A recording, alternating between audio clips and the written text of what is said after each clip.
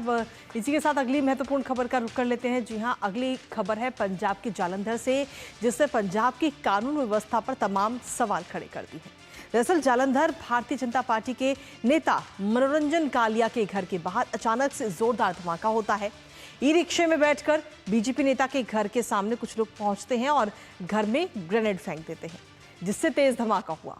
और कल देर रात जब ये हमला हुआ तो उस समय मनोरंजन कालिया अपने परिवार के साथ घर में ही मौजूद थे।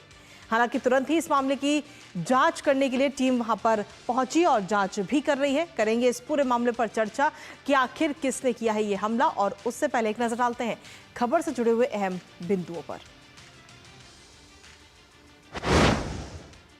तो पंजाब में मान सरकार का लॉ एंड ऑर्डर कहीं ना कहीं फेल होता हुआ नजर आ रहा है।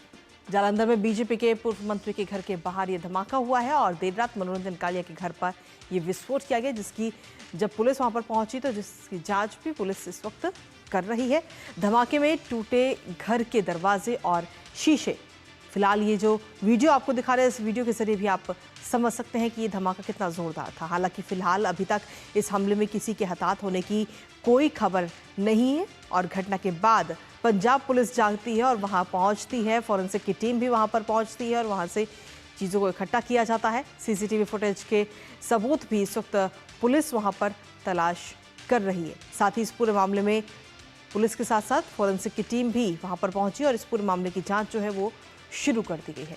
लेकिन सीधे तौर पर हम देखें तो मान सरकार का जो लॉ एंड ऑर्डर है वो इस वक्त कहीं ना कहीं फेल साबित होता हुआ नजर आ रहा है। लेकिन इसके साथ ही इस हमले के साथ ही पंजाब सरकार पर कई सारे सवाल उठ रहे हैं। कानून व्यवस्था को लेकर तमाम सवाल उठ रहे हैं। और इसके साथ ही आपको बता दें कि अज्ञात धमाके बाद में बुरी तरह से भगवंत मान सरकार इस वक्त घिरती हुई नजर आ रही है। कई निशाने पर भी है और भगवंत मान इस वक्त बुरी तरह से घिर चुके हैं। मान सरकार पर हमलावर भाजपा समेत अन्य सारे दल इस वक्त नजर आ रहे हैं। सभी लोग इस वक्त हमलावर हैं मान सरकार पर। साथ ही केंद्रीय मंत्री रवनीत सिंह बिट्टू की तरफ से भी आरोप लगाया गया और उन्होंने कहा है कि पंजाब में कानून व्यवस्था पूरी तरह से फेल है, क्योंकि ये मामला सिर्फ एक है, लेकिन इससे पहले भी अगर हम देखें तो कई सारे मामले एक के बाद एक सामने आ रहे हैं। इसके साथ ही सुखबीर सिंह बादल की तरफ से कहा जा रहा है कि पंजाब में अराजकता की सारी हदें पार हो चुकी है। ये बात सुखबीर बादल कहते हुए नजर आए।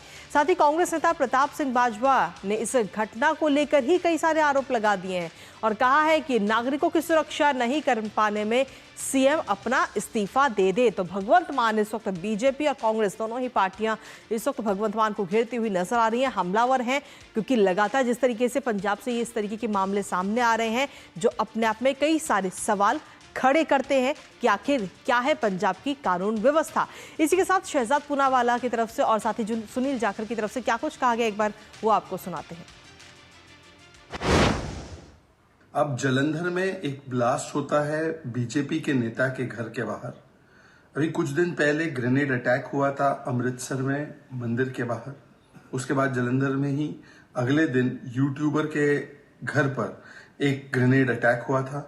ऐसे लगभग 10 से अधिक ग्रेनेड अटैक्स हुए हैं।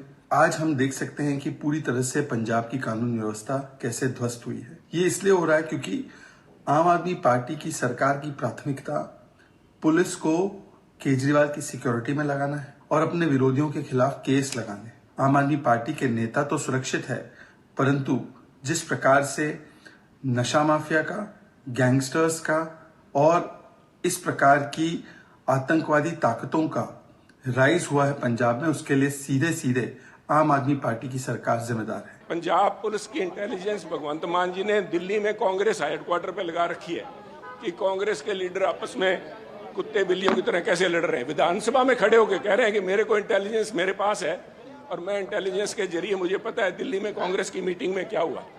ये इंटेलिजेंस कहाँ थी जब कालिया साहब के घर के ऊपर बम फेंका गया है। कमिश्नर पुलिस जालंधर के बयान जो आए हैं वो कह रही है ब्लास्ट जा हुआ है, एक मामूली वो तो पटाखा है साहब। और भगवंत मान जी के खिलाफ एक नारा लिखा गया फरीदकोट के अंदर। 26 जनवरी का प्रोग्राम छोड़ के भगवंत मान जी मोहाली भाग गए फरीदकोट से। ये वो सरकार है साहब। जिस तरीके से कहीं ना कहीं इस पूरे मामले पे अब इस वक्त मान सरकार जो है वो बुरी तरह से घिरती हुई नजर आ रही है। हमारे साथ हमारे सहयोगी गुरमीत इस वक्त जुड़ रहे हैं, सीधा उन्हीं का रुख करेंगे ताजा अपडेट। गुरमीत, फिलहाल क्या कुछ ताज़ा अपडेट है आपके पास में इस पूरे मामले को लेकर? आम आदमी पार्टी की सरकार वहां पर है और किस तरीके से सफाई इस पूरे मामले पर दी जा रही है वहां की कानून व्यवस्था पर? देखिए, इस समय सबसे पहले तो इस पूरे इंसिडेंट को समझना जरूरी है। ये बेसिकली रात को 1 बजे हुआ। एक ई रिक्शा में सवार होकर कुछ लोग आए और उन्होंने ये धमाका किया। जो मनोरंजन कालिया का घर है जालंधर में, वो स्थित है शास्त्री बाजार के पास। शास्त्री बाजार चौक है, वहां उस तरफ से ही ये ई रिक्शा आया और पहले मनोरंजन कालिया के घर के सामने से होते हुए ये निकल गया आगे पुलिस चौकी की ओर। अगर मनोरंजन कालिया के घर की बात करें, एग्जैक्ट उस लोकेशन की बात करें, तो उससे बाईं तरफ में अगर देखेंगे तो वहां मार्केट पड़ेगी और दाईं तरफ पर अगर देखेंगे तो तकरीबन 100 से लेकर 200 मीटर दूर वहां पर पुलिस चौकी है और पुलिस स्टेशन है। वहां पर बाकायदा पीसीआर की जिप्सी अब से कुछ समय पहले तक रात को खड़ी हुआ करती थी, ऐसा मनोरंजन कालिया और उनकी सिक्योरिटी गार्ड्स का भी कहना है। मगर हुआ यह कि ई रिक्शा जो है पहले मनोरंजन कालिया के घर के बाहर से होते हुए पुलिस चौकी तक जाता है, बैरिकेड के पास तक जाता है और वहां से घूमते हुए जब वापसी करता है तो उस समय अचानक से कोई ऐसी धमाकाखेज सामग्री फेंकी जाती है जिससे कि ये बड़ा ब्लास्ट होता है। इससे मनोरंजन कालिया के घर में ना सिर्फ एंट्रेंस गेट टूटा, उसके अलावा जो घर के और दरवाजे शीशे वो टूटे। घर में सभी जाग गए और बाजार वाले लोग मनोरंजन कालिया के घर पर आए बताने के लिए कि आपके घर में बड़ा धमाका हुआ है।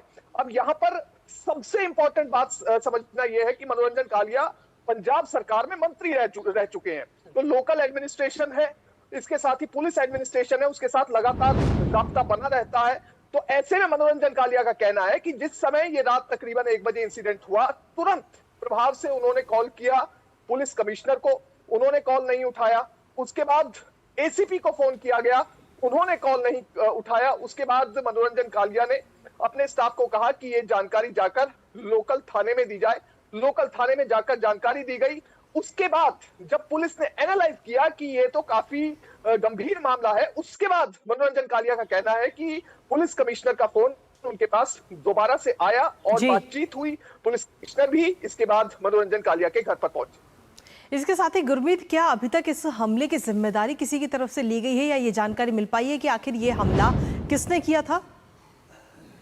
देखिए, इस बारे में अभी सीधे तौर पर ना तो पुलिस कुछ बोलने को तैयार है। अगर ये जो पंजाब में बड़े स्तर पर जो अटैक्स हो रहे हैं वो हो रहे हैं 23 नवंबर से, नवंबर के महीने से ये अटैक्स हो रहे हैं। ये कोई पहला हमला नहीं है, तकरीबन 14वां या 15वां हमला है। अलग अलग पुलिस स्टेशंस पर हमला किया गया, प्रोमिनेंट लोगों के, बिजनेसमैन के घरों पर हमला किया गया। सबसे पहला हमला अगर हम ट्रेस करें तो वो 23 नवंबर को हुआ था अजनाला पुलिस स्टेशन पर। अजनाला पुलिस स्टेशन पर कथित तौर पर हमला हुआ। उसके बाद पुलिस ने डिनायल मोड में पुलिस रही और तकरीबन हर घटना 23 नवंबर, 28 नवंबर, 2 दिसंबर, 4 दिसंबर, 12 दिसंबर, 17 दिसंबर, 19 दिसंबर, 20 दिसंबर, 9 जनवरी, 15 जनवरी, ये सभी वो तारीखें हैं जिनमें पंजाब में अलग अलग जगह पर पुलिस स्टेशनों पर कथित तौर पर हमले हुए।